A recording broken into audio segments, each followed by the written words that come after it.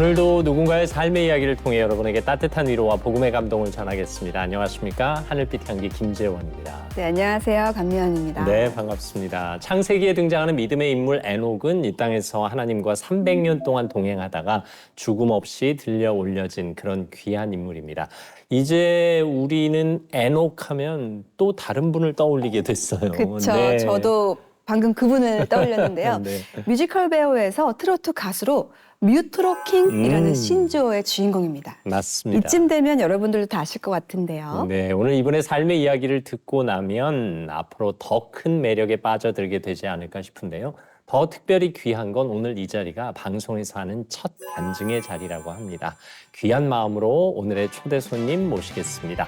뮤지컬 배우이자 가수 에녹 씨, 정용훈 형제를 박수로 환영하겠습니다. 어서 오십시오. 안녕하세요. 네. 네, 안녕하십니까. 반갑습니다. 네, 네. 고맙습니다. 아니, 언제 봬도 그렇게 그 눈이 스마일 모양이 되면서 웃는 표정이 늘 네. 부럽습니다. 아, 이게 부러우세요? 네, 네, 네. 진심이에요. 아, 네. 예, 감사합니다. 아, 네. 오늘 특별히 저희와 함께 간증을 풀어주신다고 해서 저희가 더 기대하고 있습니다. 네. 네, 간증이라고 하기 사실 많이 부끄럽습니다. 아유, 그러니까 네. 부끄럽다라는 거는 좀 걱정이 되는 게 뭐냐면 제가 혹시라도 간증을 하면서 뭔가 잘 보이기 위해서 말하면 어쩌나, 네네. 제 스스로 뭔가 좀 더 과장하면 어쩌나 이런 부분들도 있고요. 제가 받았던 그 많은 은혜들을 잘못 전달해서 혹시라도 누군가가 들었을 때 뭐 시험에 들거나 네. 또 어렵다고 생각하시면 어쩌지? 음. 라는 생각에 여러 가지 생각들 때문이라도 사실 이렇게 간증이라는 자리가 저한테는 굉장히 쉽진 않더라고요. 네, 이 두렵고 떨리는 마음으로 앉아 계신다는 네. 뜻인데 그래서 저희가 앉아 있습니다. 조금이라도 과장하려는 것 같으면 저희가 말리겠습니다. 감사합니다. 네. 조금이라도 잘못된 정보가 전달된다 싶으면 네. 저희가 바로 네, 잡겠습니다. 부탁드립니다. 하지만 그 마음이 어떤 마음인지 누구보다 또 잘 알고 계시죠. 저도 네. 사실 하나님 만난 지 얼마 안 돼서 네. 처음 간증을 하러 나갔을 때 정말 제가 방송을 꽤 오래 했잖아요. 네. 이건 정말 다 필요 없고 네. 너무 긴장이 됐었는데 네네. 전 다행히도 또 남편과 함께 했기 때문에 그나마 좀 마음이 놓였거든요. 어떤 마음인지 정말 잘 알아요. 하지만 네. 보고 계신 시청자분들이 은혜 받고 도전 받고 하실 거예요. 전혀 걱정하지 말고 그냥 네. 편하게 말씀해 주시면 돼요. 네, 그러면 네. 저는 가감 없이 솔직하게 그럼요. 네, 그렇게 네. 말씀드릴 수 있도록 하겠습니다. 있는 그대로 말씀해 주시면 네. 분명한 건 하나님이 예비하신 누군가가 에녹 씨의 말을 통해서 용기를 얻고 위로를 받고 새로운 생명을 얻게 된다는 사실입니다. 아멘. 네. 뮤지컬 팬들은 뮤지컬 배우 에녹 씨를 너무 잘 알고 있었지만 뮤지컬과 거리가 좀 있는 분들은 트로트 경연 프로그램에 참가하면서 알게 되시지 않았을까 싶어요. 맞아요. 맞습니다. 특히 그 에녹이라는 이름 듣고 네. 기독교인들은 목사님 아들이다, 장로님 아들이다, 뭐 또 신앙을 갖지 않은 분들은 교포임에 틀림없다, 네네. 뭐 이런 온갖 억측이 있었잖아요. 네, 맞습니다. 근데 에녹이란 이름 기가 막히게 지으신 것 같아요. 지금 보면. 제가 참 못된 신앙을 갖고 있습니다. 아, 약간 그러세요? 의심도 많고요. 아, 네. 네, 그리고 뭔가 합리적이지 못한 것들에 대해서 이렇게 반항도 많이 하고, 네, 그런 못된 아주 신앙이 못된 아니라 탐구하는 신앙을 갖고 계신 거죠. 좋게 말씀해 주셔서 감사합니다. 네. 에녹이라는 이름은 그럴 때 지어진 이름인데요. 아, 네.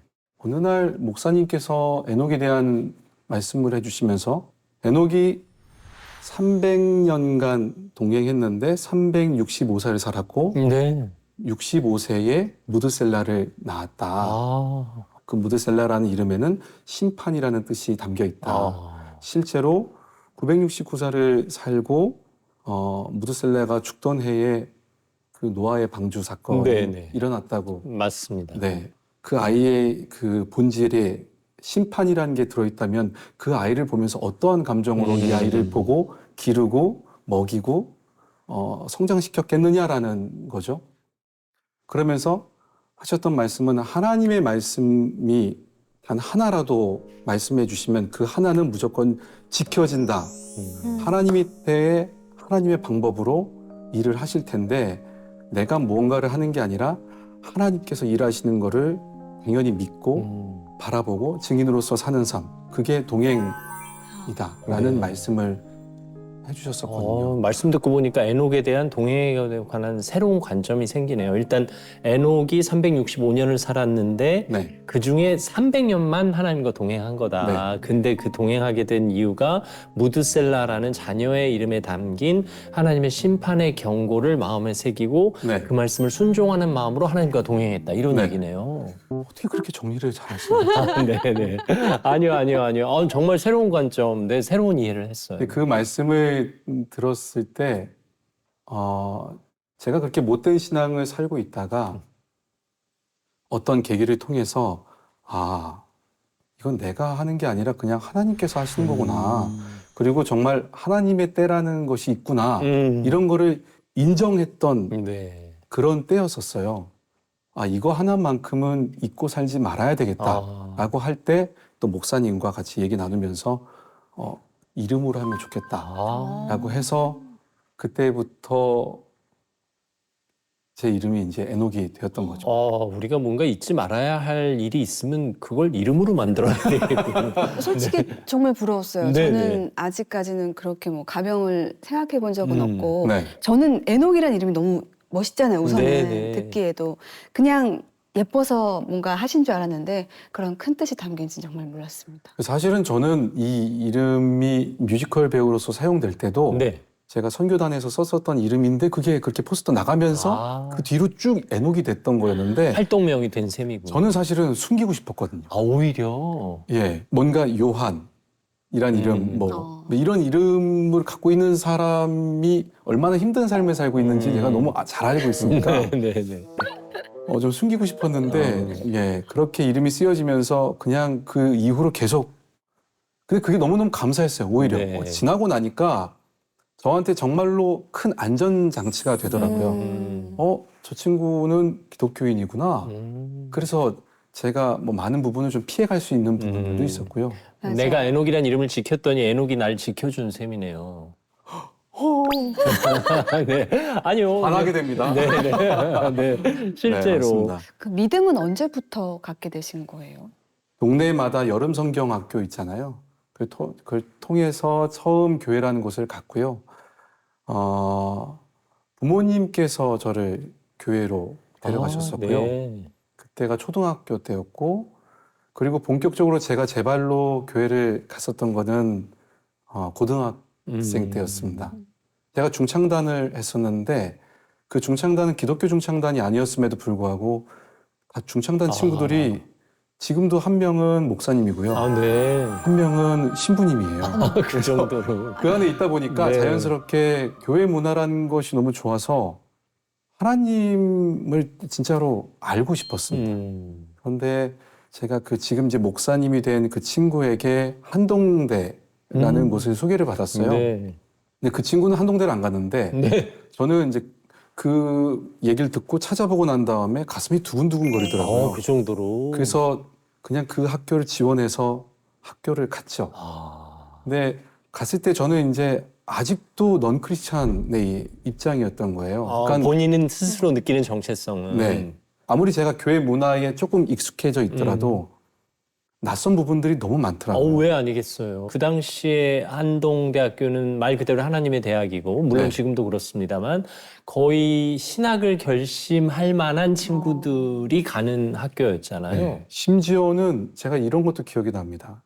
토론회를 하는데요. 가요를 들어도 돼? 안 돼? 라는 걸로 양분을 해서 그랬던 학교였었어요. 네. 그러니까 저는 좋기도 하면서도 적응이 안 됐던 것도 사실이었고 그 낯선 환경 속에서 처음 떨어졌을 때는 여기가 아닌가? 진짜 난 모르겠는데. 그리고 그 만나는 사람마다 전 아직 크리스찬이 아닙니다. 그렇게 말씀하셨어요? 네. 어. 사실이니까요. 어. 그리고 크리스찬 동아리에 들어갔을 때도 네. 아직은 제가 크리스찬이 아닙니다. 물론 좋아는 하지만 알고 싶은 마음이 있습니다라고 또 들어가기도. 약간 이방인 같은 느낌을 갖고 계셨군요. 네.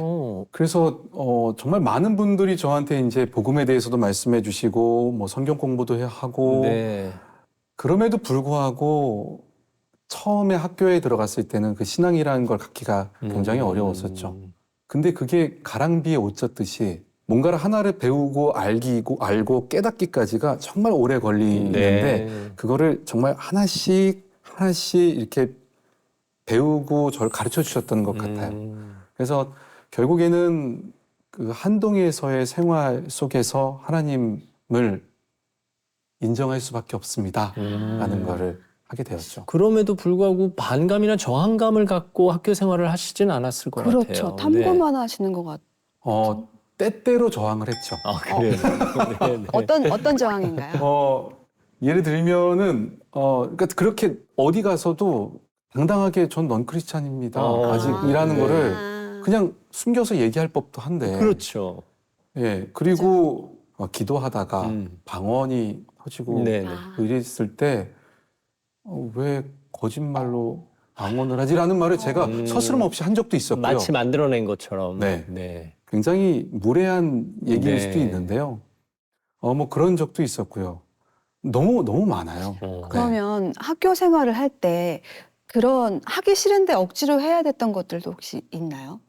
예를 들어 그런 크리스천 학교에서는 채플 시간 같은 거 말씀하시는 네, 거죠? 그런 거나 뭐 선교도 혹시 뭐 단기 가시나요? 선교를 가기도 했을 네. 테고. 단기 선교가 있었어요. 네. 근데 저한테 있어서는 단기 선교는 돈 있는 사람들이 혹은 돈을 빌려서 네. 되게 굉장히 그 선교를 빙자해서 여행을 가서 잘 놀다 오고 잘 먹고 오는 그런 거라고도 생각을 했고요. 네. 한편으로는 거기 선교사님들은 진짜로 일하시는데 가면은 우리 때문에 많이 뭔가를 준비를 하셔야 되니까 네. 진짜 일하시는 분들이 일 못하게 단기 선교는 굉장히 사치라는 생각을 갖고 있었어요. 사실 우리가 안 가도 그분들은 사역하느라고 바쁘실 텐데 네. 우리가 10명, 20명이 가는 바람에 그분들이 우리를 섬기느라고 안 해도 될 일을 하시는구나라고 생각하셨을 수 그리고 있구나. 그 짧은 시간에 무슨 선교야 라는 생각을 많이 했었죠. 저도 네. 가기 전에는 그 비행기 값을 차라리 기부를 하거나 네. 그런 생각을 도와주면 했습니다. 더 좋지 않을까. 네. 근데 선교를 다녀오고 나서 완전히 깨달았죠. 네, 저도 그렇게 됐던 거였었는데 그때가 가려고 했었던 곳이 행선지가 괌이었어요. 아, 네. 심지어 괌이라는 곳은 휴양지잖아요. 휴양지에 네. 내가 근데 이제 주변에서 음. 갔다 와서 얘기해. 마지막이라도 갔다 와서. 그래서 정말 반신반의하는 마음으로 저는 해외라는 곳을 첫 번째 갔던 곳이 괌이었어요. 그것도 심지어 단기 선교로. 네, 단기 선교로. 사실은 저는 그 단기 선교를 가서 기쁨, 그러니까 하나님을 알게 돼서 그 넘치는 기쁨이라는 거를 처음 느꼈습니다. 물론 전 그 전에 뭐 수련회도 갔었고요. 뭐 가긴 갔었는데 사실은 이게 진짜야, 가짜야 이런 의심도 많았었고 그랬었는데 그 단기 선교를 갔을 때 거기 계신 분들이 막 일어서가지고 간증을 하세요. 못 알아듣는 말도 굉장히 많고 그 중에 몇 단어를 또 알아듣기도 하고. 네. 근데 예배라는 게 이런 거였어? 하나님에 대한 저한테 알 수 없는 막 기쁨이 막 넘쳐나는 거예요. 이게 내가 지금 이 분위기에 녹아드는 건가라고 했을 때 그건 분명히 아니야. 네. 전 의심이 많으니까요. 그럼 내가 지금 이 생기는 기쁨은 뭐지? 그리고 이 예배하시는 이분들의 이 표정들은 뭐지? 이런 것들이 저로 하여금 뭔가 제 안에 있었던 어느 하나의 벽을 이렇게 부수게 되는 계기가 됐죠. 다녀와서 많이 바뀌었습니다. 그때부터 뭔가 좀 더 한 발자국 나갈 수 있었던 계기가 되지 않았나 싶어요. 정말 차근차근 밟아 나가셨군요. 네, 그리고 하나님을 아는 지식을 차곡차곡 쌓아 나가셨고. 네 맞습니다. 어떻게 보면 에녹 씨를 하나님께로 오게 하기 위해서 한동대학교를 만드신 게 아닌가 하는 생각이 들 정도예요. 아마도 그렇게 계획하시지 네. 않으셨을까 싶을 정도로. 이건 에녹 하나님께로 오게 하는데 한동대학교 정도 하나는 만들어주자. 네. 네. 이런 느낌이 들 정도네요. 그러면 한동대학교는 에녹 씨에게 어떤 의미예요? 제가 지금도 신앙생활을 하면서 네. 많은 부분들을 기대고 있는 것 중에 하나가 그때 만났던 분들과의 기억들이거든요. 네. 저에게 멘토가 되주셨던 교수님, 네. 총장님 사모님도 계시고요. 그 외에도 선배님들, 그리고 그 기독교 문화를 통해서 또 만나 뵐 수 있었던 또 큰 어르신 분들. 그때 하영조 목사님도 그때 네. 뵀었고요. 저한테는 그 큰 어른들을 만나고 그분들에게 얘기를 듣고 또 저를 알아봐 주시고 저에 대해서 기대감을 갖는다고 말씀도 해주시고 그것들이 제가 살아가는 데 있어서 가장 힘들 때는 뭔가 제가 더 이상 무너지지 않는 이 반석이 되더라고요. 만남의 축복이 이루어진 곳이 한동대학교였네요. 맞습니다. 사실 지금 따지고 보면 평범한 학생이 총장하고 친밀한 교류를 할 수 있는 학교는 한동대학교밖에 없어요. 네, 그렇죠. 그리고 이사장님을 따로 1대1로 만날 수 있는 학교도 한동대학교밖에 없어요. 네, 맞습니다. 어. 그리고 그렇게 만난다고 하더라도 저를 기억해 주지 않죠. 그렇죠. 일반적으로. 네. 네. 그러면 사실 한동에서 갈등 아닌 갈등을 겪으면서 크리스찬으로서의 정체성을 찾아가는 이 과정을 네. 바라보는 부모님은 뭐라고 하셨나요? 처음에는 그 한동대학교가 그리 유명한 학교는 아니었어요. 그러니까 그 크리스찬들 당시만 해도. 사이에서는 네. 유명했지만 크리스찬들 사이에서도 몇몇 정말 큰 교회에서 네, 맞습니다. 유명했고요. 네. 그때만 해도. 그래서 심지어 아버지께서는 그 학교에 대한 정체성을 의심도 하셨어요. 여기가 약간 그러세요? 그런 이단이 혹시 아닌가? 혹시 많이 싫어하셨었어요. 그래요. 끝까지 반대도 하셨었고요. 들어갈 때는. 네. 근데 이제 오히려 학교를 졸업을 하고 그리고 이제 시간이 지났을 때는 좋아하셨어요. 제가 뭐 그 기독교 문화를 통해서도 그렇지만 뭐 술도 네. 안 하고 그런 문화에 잘 안 빠지고 어찌 보면 세상을 바라볼 때 그 약간 회색 빛으로 다 의심하고 이렇게 봤던 아들이 밝아지네 이런 모습을 보시고서 나중에 돼서야 이제 잘 갔구나라고 네. 이제 하셨었죠. 게다가 졸업 이후에는 한동의 아들답게 CCM 사역자로 찬양팀에서 사역을 시작하시잖아요. 네. 원래 찬양 사역자가 꿈이셨어요?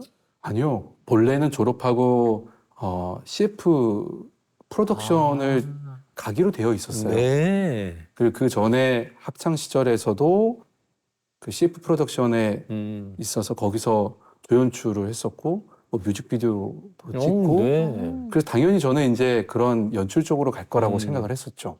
그런데 그때 제가 이제 학기를 한 반 학기 남겨놓고 그 제가 알던 분이 저를 찾아왔어요.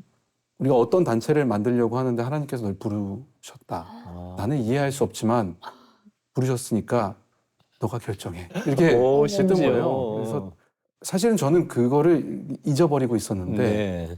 어느 순간인가 내가 지금 이렇게 하나님을 알게 되는 이 과정들까지 여기까지 왔던 거는 혹시 그쪽으로 가라고 하셨던 건가? 그때부터 때마다 여쭤봤어요. 진짜 이거 원하시는 거 맞으세요? 제가 이 길을 저한테 이 길을 준비하신 길이 맞으신 거예요? 제가 이거를 정말 가도 되는 겁니까? 라고 수도 없이 물어봤죠. 그게 왜 그렇게 그냥 이렇게 넘기면 될 건데 넘기지 못하겠더라고요. 이 매사의 삶의 태도가 뭔가 확인하고 넘어가셔야 되는 성격이군요. 네. 네. 아니, 전 좋은 자세라고 봐요. 네. 그리고 어느 순간인가 이게 원하시는 길이구나라고 확신을 했죠. 이게 부르심이구나. 맞네. 이제 뒤에 안 돌아보고 가야 되겠다라고 해서 이제 그 단체가 그때는 이름이 없었고 이후에는 마커스라는 네. 이름이 됐죠. 실제로 찬양 워십 경연대회에서 수상하신 건 언제예요? 그럼 그건 그 전입니다. 그럼 이미 초석이 깔려 있어요. 네. 네. 오늘이 찬양 워십 경연대회였고요. 네네네. 상을 네, 그때 대상. 그러니까요. 하나님이 작정하고 키우기 시작하셨던 거네요. 참 감사했습니다. 왜냐하면 저희가 그때 했었던 그런 모양의 찬양의 모습들이 어떤 분들에게는 낯설고 틀렸다라고도 말씀해 주시기도 하셨고 그랬는데 그 일을 통해서는 진심이 있으면은 어떤 길로도 이게 틀린 길은 아니구나라는 거를 이제 뭔가를 확인받았던 어떤 계기도 네. 됐었고요. 나라는 사람이 이렇게 부족한데도 불구하고 이런 상이라고 한다면 야, 이거 어떡하지? 하나님이 나 이거 정말 잘 아시는 거 아니야? 나에 대해서? 라는 생각을 했었죠. 그게 더 그래서 무서웠어요. 오히려. 그때는. 하나님이 이제 들어쓰실 작정을 했다라는 차원이잖아요. 혹시라도 그러면 어떡하지? 난 아닌데. 그런 생각을 했죠. 네, 조금 전에 이제 부르심의 확신 이야기도 해주셨고, 사실 많은 청년 신앙인들이 신앙이 일이 되면서 갈등을 느끼게 되는 경우가 간혹 있더라고요. 그렇죠. 애녹 씨는 괜찮으셨어요? 사실은 그 사역단체라는 곳이 이제 많이 경험해 보셨겠지만 거기도 사회거든요. 그럼요. 그리고 각자가 다 자기만의 부르심과 신념을 갖고 왔잖아요. 근데 그 신념들이 부딪힐 때는 이게 더 큰 불화가 생기는 그럴 게 수도 있더라고요. 있죠. 저 같은 경우에는 솔직하게 말씀드리면은 그 마커스라는 곳에서 그 이후로도 없고 그 이전도 없었던 불순종이라는 타이틀로 나오게 됐어요. 그러셨어요. 네. 근데 그게 저한테는 여러 가지 오해 사건들이 있었는데 잘못한 마음이 있었던 것 같기도 합니다. 근데 아무튼 이걸 이렇게 얘기하면은 굉장히 오랜 시간인데 어쨌든 마커스라는 단체에서는 그렇게 나오게 됐어요. 뭐 누군가의 잘못이라기보다는 내 의지와 상관없이 어떤 사건에 대한 오해가 불러일으킨 상황이 아니었을까 싶기도 하고요. 사실 초보 신앙이었잖아요. 그 따지고 당시에. 따지고 보면. 굉장히 독하게 이제 가르쳐 주시긴 하셨어요. 마커스라는 단체가 그 순종이라는 게 제1 원칙이었었고 그리고 한 1년 동안은 아무 일도 없이 모두 같이 계속 공부만 하는 아무 일도 그래서 교육은 많이 받았지만 여전히 저는 이제 제가 가지고 있는 기질이라는 게 있으니까 아마 그런 부분들 때문에 더 그랬던 것 문득 이 얘기만 들었으면 할 수도 있었는데 이제 한동대학교에서 겪었던 의심과 네. 탐구의 여정을 듣고 나니까 그럴 수도 있었겠다 하는 생각은 사실 들어요. 그렇다면 팀원들이 더 이끌어주고 알려주고 함께 해주고 했어야 될 것 같은데 많이 막 섭섭하거나 그러진 않으셨어요? 서운하거나. 한편으로는 그렇게 생각해요. 마커스라는 단체는 예를 들면 군대로 치면 특공대가 네, 그러잖아요. 그럼요. 네. 그러면 특공대는 규율이 굉장히 엄한 네. 곳이잖아요. 진짜로 적진 앞에서 막 싸워야 되는 곳이니까 그렇게 본다면 충분히 납득할 만한 부분이라고 생각을 하고요. 그리고 다들 정말 앞으로 달려가느라 바빴었기 때문에 그분들에 대한 원망보다는 죄송함이 더 큰 건 또 사실이죠. 사역의 일선에서 영적 전투를 해야 했던 그 찬양팀으로서는 이렇게 함께 가기 어려운 대원들도 있을 수 있으니까요. 맞아요, 맞습니다. 그런 상황에서 벌어진 네. 이별이 아니었을까 생각하게 됩니다. 네. 근데 참 또 이것도 너무 감사한 거예요. 제가 그 못된 신앙을 갖고서도 그런 에녹이라는 이름을 갖게 된 것도 마커스였는데 네. 그래서 조금씩 성장하다가 그냥 계속 제가 성장만 했었으면 아마 그 이후에 사회에 나와서 여러 가지 상황이 있어서 또 금방 많이 힘들어했을 텐데 그때 완전히 바닥으로 다시 내려가고 난 다음에 뭔가를 다시 올리려고 했을 때 내 바닥에는 지금 뭐가 있지? 지금 내 신앙의 그 바닥에는 뭐가 있지를 들여다보게 됐던 계기였었거든요. 어떻게 보면 적절한 좌절도 신앙인에게 꼭 필요한 훈련이거든요. 근데 네. 그런 의미에서 보면 한동대학교도 마커스도 오늘의 에녹 씨가 이렇게 굳건하게 서기까지 꼭 필요한 인생 광야학교가 아니었을까 싶네요. 네. 많이 저는 진짜 근데 정말 광야를 많이 제가 제 발로 네. 다니는 것 같은 생각도 듭니다. 그리고 제 발로 들어간 곳이 이제 뮤지컬계가 된 건가요? 네, 그렇게 네. 나오게 되고 사실은 그 오해가 생겼던 것도 이 뮤지컬 때문이었는데, 그렇군요. 네, 생계에 대한 부분들이 막막한 거예요. 네. 사실 그때는 제가 이미 가정에서는 가장이 되어 있었던 상태였었고 그거에 대해서도 끊임없이 어려움이 있었거든요. 당장 돈을 벌어야 되는데 어떤 일을 해야 돈을 벌 수 있을까? 근데 바로 마커스 나오기 직전에 그 뮤지컬 작품을 하나를 했거든요. 근데 그 작품은 감사하게도 신앙에 관련된 작품이었어요. 근데 어쨌든 덕분에 입봉이라는 걸 하게 됐고 네. 사실 어떤 일이든 시작하기가 어려운 그럼요. 거니까 입봉을 했으니까 도전해볼 수 있지 않을까라는 저한테 용기가 생겼던 거죠. 그래서 무턱대고 그때부터 이제 오디션을 보러 다녔고요. 당연히 안 됐죠. 진짜 많이 떨어졌고요. 그래요. 왜냐하면 대부분은 그때만 해도 뮤지컬 학과도 있었고 뭐 성악과 뭐 체계적인 교육을 받으신 분들이 유입됐던 어. 시절이었어요. 그 전은 아니었지만. 근데 그거에 비해서 저는 우연찮게 작품을 하나 했지만 단점도 너무 많았고 연기에 대한 것도 그렇고 음악에 대한 것도 정말 동아리 수준이었었던 부분들도 있었고요. 심지어는 오디션 보러 가서 자유곡이란 파트가 있어요. 네.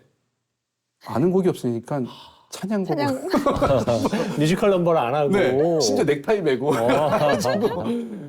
당연히 떨어지죠. 막 웃으시더라고요. 어. 그래서 옆에서 이제 오디션을 보면서 다른 분들이 입었던 착장이라던가 이런 걸 보고 또 흉내도 내보고 그리고 그들이 부르는 노래를 연습하기 시작했고. 네, 의지해서 이제 뭘 부르는지 이제 가서 괜히 가서 물어보고 네. 악보 같은 거 받아가지고 이제 그때 처음 해봤던 거죠. 수도 없이 떨어지면서 근데 지금 이거 말고 제가 나이가 이미 30살이 넘었었던 뮤지컬 상태라서 입문할 시기에. 네. 다른 일을 하기에도 쉽지 않은 거예요. 그렇죠. 네. 어쨌든 여기는 오디션은 볼 수 있게 해주니까 기본은 다시 배워야 되겠다 싶어가지고 그때 이제 뭐 조연출도 하고요. 그리고 음향 보조, 조명도 어시스턴트를 하고요. 그러면서 이제 단역을 연극에서 하나 받아가지고 그 단역도 하게 되고요. 그때 그 연극하셨던 분들이 한희종 선배님이셨는데 네. 저한테 막 책도 주시고 좀 어깨 너머로 배우고 책 보고 물어보고 이랬던 정말 현장에서 배웠죠. 오늘의 에녹 씨가 있기까지 주변 사람들의 도움이 무척 컸군요. 저는 그렇습니다. 제가 진짜 삐뚤어져 나갈 수 있는 상황들이 너무 많았는데 네. 그때마다 좋은 분들이 저한테는 옆에 있었어요. 네. 이름이 에녹. 네. 동행. 누군가 좋으신 분들이 늘 동행해 주시는 네. 이름 너무 잘 지으셨네요. 네. 그렇게 입문한 뮤지컬계에서 뭐 대스타가 되셨으니까 네. 사실 그냥 뮤지컬 배우로 평생 가셨어도 될 법한 인생이었는데 네. 또 트로트에 도전을 하셨단 말이에요. 네. 이것도 쉽지 않은 결정이었을 텐데. 저희 부모님께서 뮤지컬 공연을 굉장히 좋아하세요. 그리고 보시긴 하세요. 그런데 이 공연보다 어디에 트로트 공연이 있다 그러면 거기는 빠지지 않고 가세요. 그러시죠. 굉장히 음악을 네, 좋아하시는 그 두 분이신데 이제 트로트 분이 막 생기면서 그 프로를 매일 보시는 부모님 그리고 또 그 말씀을 하시는 거예요. 계속 아이고 우리 아들도 좀 이런 음악을 하면 좋을 텐데라고 지나가는 말로. 네. 근데 그게 이제 몇 년이 되고 난 다음에 저한테 이렇게 바뀌더라고요. 그때가 이제 한참 코로나가 네네. 많이 있었던 시기였어요. 마음적으로도 이제 코로나라는 것 때문에도 그렇고 공연에 대해서도 내가 또 다른 데서 뭔가 힘은 얻긴 해야 되는데라는 생각도 갖고 있었는데 그때 그 오디션 공고를 보고 불타는 트롯맨이라는 오디션 공고를 네네. 보고 그냥 제가 지원을 했죠. 근데 그래서 또 좋은 결과까지 나왔으니까. 그래서 사실은 저는 부모님께는 오디션 본다고도 말씀 안 드렸고요. 네. 혹시라도 이제 예선이 돼서 TV 예선까지 나가게 되면 그러면 이제 제가 뭐 그래서 본선까지 갈 거라는 생각은 안 하고 그거 한 번의 이벤트도 부모님께는 기뻐하실 것이다. 네. 그래서 도전하게 됐던 게 그 한 번이 여기까지 올 거라고는 상상을 못했죠. 아니 그 부모님께 효도하고 싶어하는 에녹 씨의 마음을 우리 하나님께서도 예쁘게 보셨겠죠. 사실 아버님이 한동안 많이 편찮으셨었잖아요. 네, 제 20대 중반 때 네. 이제 암을 얻으셨고요.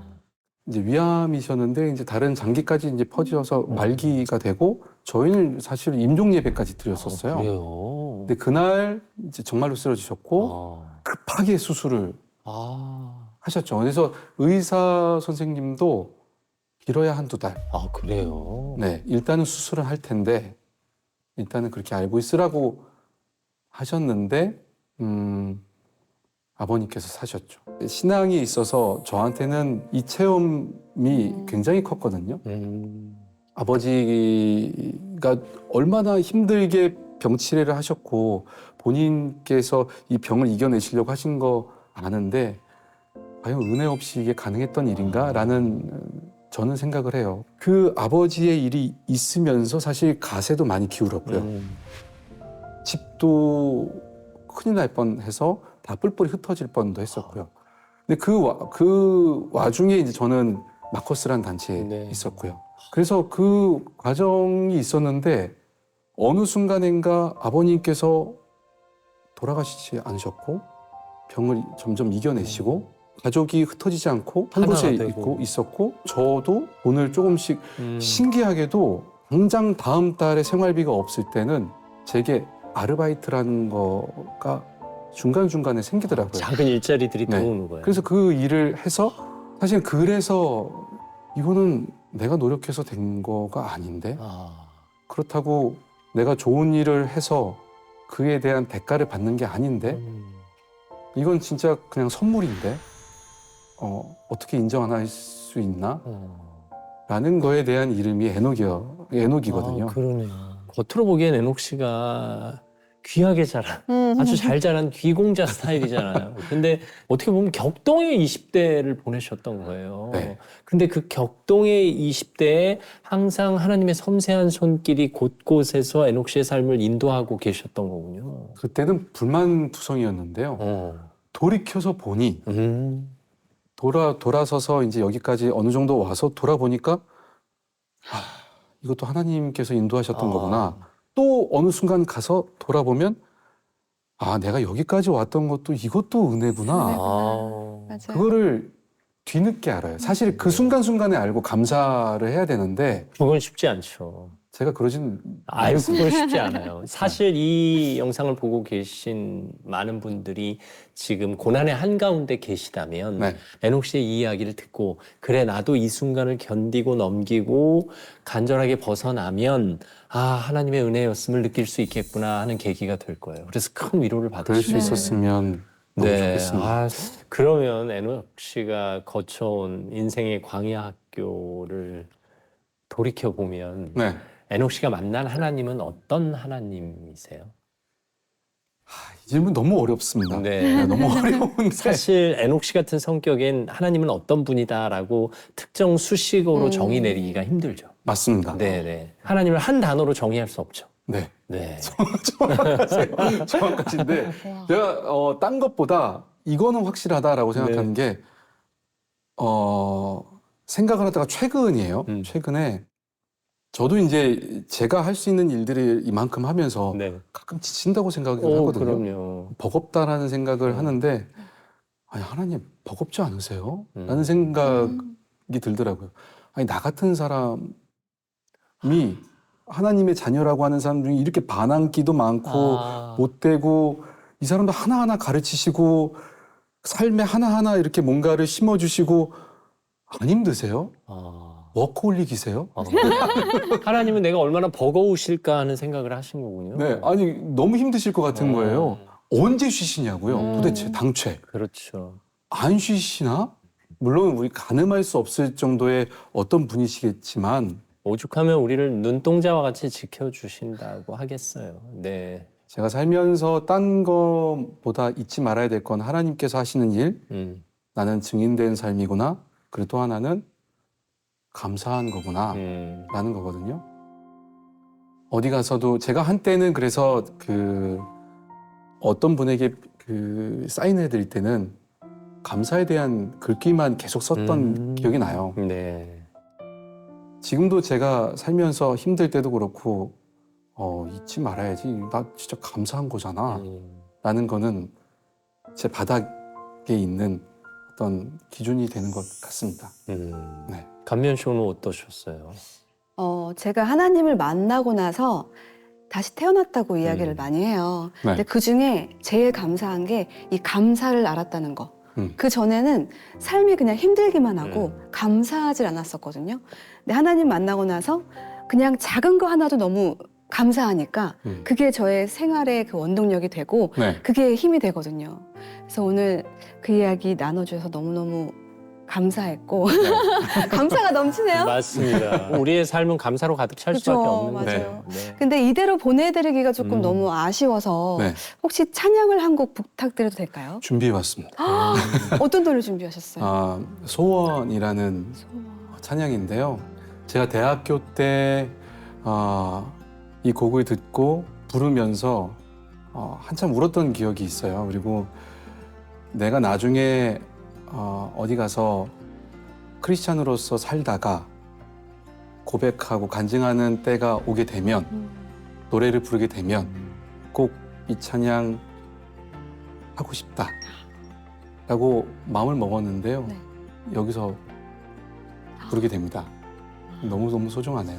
방송 전에 리허설 때 저희가 소원 그 찬양을 들을 땐 그냥 그런가 보다 하고 내가 좋아하는 찬양이라고 들었는데 애녹 씨의 삶의 이야기를 듣고 보니 그 노랫말 하나하나가 처절한 인생 고백임을 저희가 느끼게 됩니다. 네. 아마 시청자 여러분도 똑같은 마음 느끼시지 않을까 싶고요. 오늘 귀한 자리, 귀한 삶의 이야기 나눠주셔서 진심으로 감사하고 하나님께 영광의 박수 돌려드리면서 애녹 씨가 부르는 찬양 소원 청해 듣겠습니다. 감사합니다.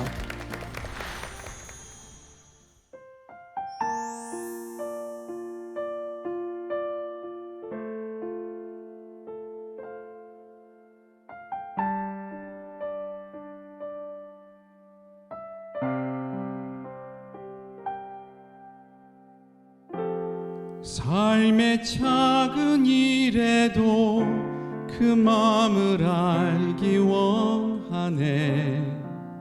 그 길, 그 좁은 길로 가기 원해. 나의 자금을 알고 그분의 크심을 알면 소망 그 깊은 길로 가기 원하네.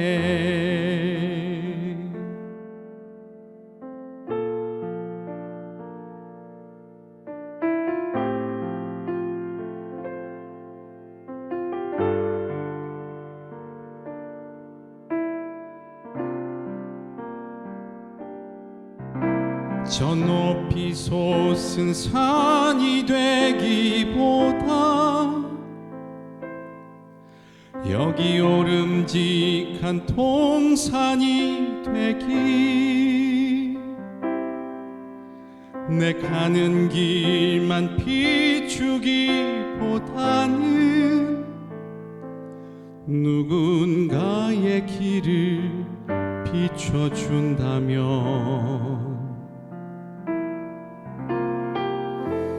내가 노래하듯이 또 내가 얘기하듯이 살기.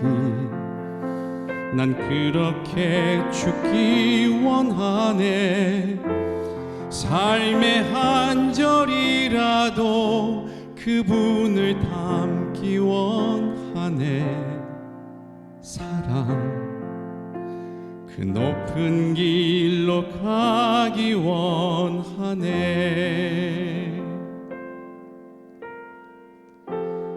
내가 노래하듯이 또 내가 얘기하듯이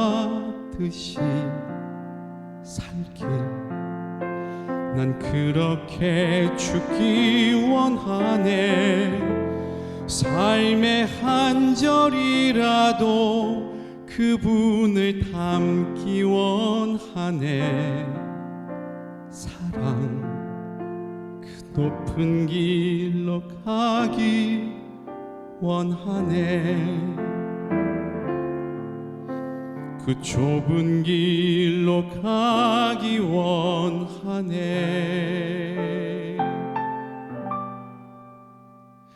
그 깊은 길로 가기 원하네.